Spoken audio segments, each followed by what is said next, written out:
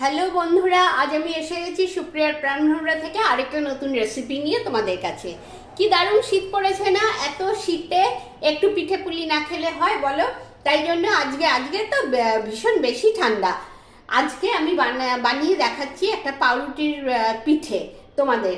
আচ্ছা, প্রথমে আমি দুধ নেব, দেখতে থাকো। এই দেখো, আমি প্রথমে কড়াইটা গ্যাসে বসিয়ে দিয়েছি আর 1 কাপ দুধ নিলাম। 1 কাপ দুধ নিয়ে আমি দুধটা নাড়বো। চিনি দেব না, অল্প একটু স্টিভিয়া দেব। এই দেখো, স্টিভিয়া দিচ্ছি।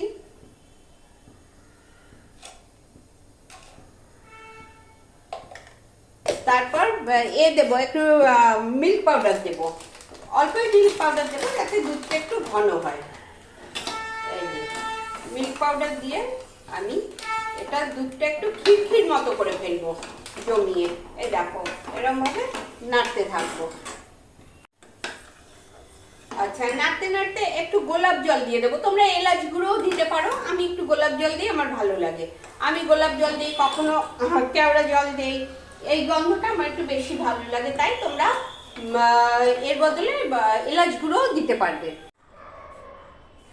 দেখো, দুধটা একদম ঘন করে ফেলেছি, এরকম ঘন করে ফেলেছি। তবে একেবারে শুকনো করে ক্ষীর করো না, কারণ এটা তো পাউরুটির মিষ্টি, পাউরুটিতে ভীষণ টেনে যাবে। একটু ঘনত্বটা কম রেখো বা একটু পাতলা করো, তাও যথেষ্ট ঘন করেছে। এই দেখো, এবার গ্যাসটা অফ করে দিচ্ছি। গ্যাসটা অফ করে এটা সরিয়ে দিচ্ছি। এবার দেখো, এই যে আমি পাউরুটি নিয়েছি, এই পাউরুটিগুলোকে পিস 4-5টা কেটে ফেলবো। আর এতে একটু জল নেবো, বাটিতে একটু জল নেব। এই যে বাটিতে একটু জল নিলাম। আর ব্রেড নিয়েছি, ব্রেডগুলোর 4-5টা কেটে ফেলবো। এই দেখো,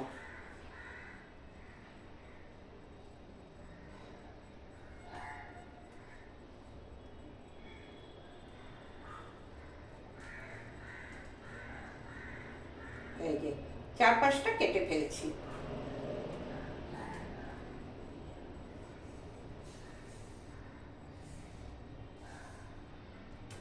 এইভাবে সবগুলো ব্রেডের 4-5 কেটে নিই।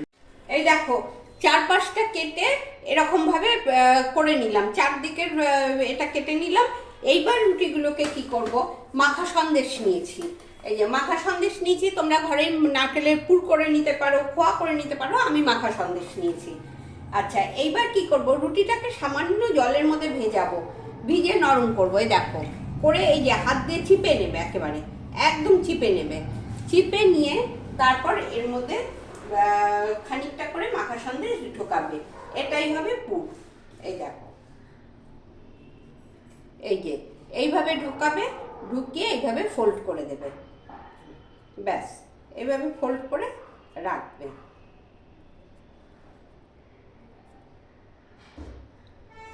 এরকম করে করে করতে থাকবে। এই দেখো, পাউরুটির ভেতরে আমি মাখা সন্দেশ দিয়ে এইভাবে ফোল্ড করে দিয়েছি, যেন পাউরুটির পাটিসাপটাই বলতে পারো। এটা এরমভাবে ফোল্ড করে দেবে, ভেতরে পুরটা থাকবে। এবার কি করব, এবার এই আরেকটা কড়াই নিয়েছি, এটা একটু ধরিয়ে দেব। এটা ধরিয়ে এই বেশি গরম করব না, অল্প গরম করব। এখানে খানিকটা দুধ ঢেলে দেব, যাতে এগুলোকে সেট করতে পারি, নিচেও যাতে দুধটা লাগে। আমি একদম গ্যাসটা কমিয়ে দিচ্ছি। এবার এই দুধের মধ্যে এগুলো একটা একটা করে সাজিয়ে দেবো। দেখো, এই দেখো,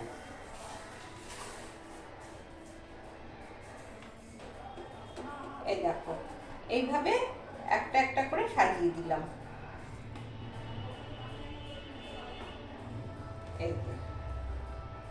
এইভাবে সাজিয়ে দিলাম, দিয়ে বাকি দুধটা ওপর দিয়ে ঢেলে দিচ্ছি।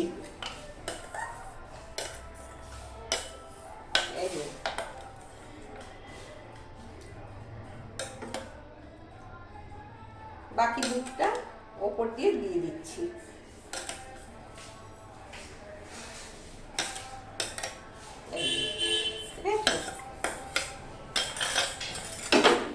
এইভাবে দেবে। তোমাদের যদি একটু ডেকোরেট করতে ইচ্ছে করে ডেকোরেট করতে পারো, একটু কেশর ছিটিয়ে দিতে পারো। আমি আর কেশর ছিটিয়ে দিইনি, করে একটু গরম করব, সামান্য গরম করছি। এই যে এই দেখো সামান্য একটু গরম করলাম, গ্যাসটা অফ করে দিলাম। এই দেখো তোমাদের সামনে থেকে দেখাচ্ছি কিরম দেখতে হয়েছে পাউরুটির পাটিসাপটা। এটা তোমরা এটা করে খেও, আমি তোমাদের সামনে থেকে দেখাচ্ছি। যদি ভালো লাগে আমাকে কমেন্টে জানাবে, লাইক দিও, কমেন্ট করো, আর সবাইকে একটু শেয়ার করে দিও। যারা এখনো সাবস্ক্রাইব করোনি তারা একটু সাবস্ক্রাইব করো। এই দেখো আমি তোমাদের সামনে থেকে, এই যে সামনে থেকে দেখিয়ে দিচ্ছি আজকে পাউরুটির পাটিসাপটা আমি বানালাম। আমার রেসিপি হচ্ছে পাউরুটির পাটিসাপটা।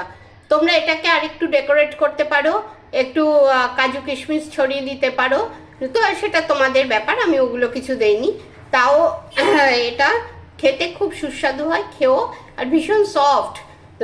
খেয়ে আমাকে কিন্তু অবশ্যই লাইক কমেন্ট শেয়ার করো। আর যারা এখনো সাবস্ক্রাইব করনি তারা সাবস্ক্রাইব করো, আর পাশের বেলটা টিপে দিও। টাটা, আজ এখানেই শেষ করছি, সবাই ভালো থেকো।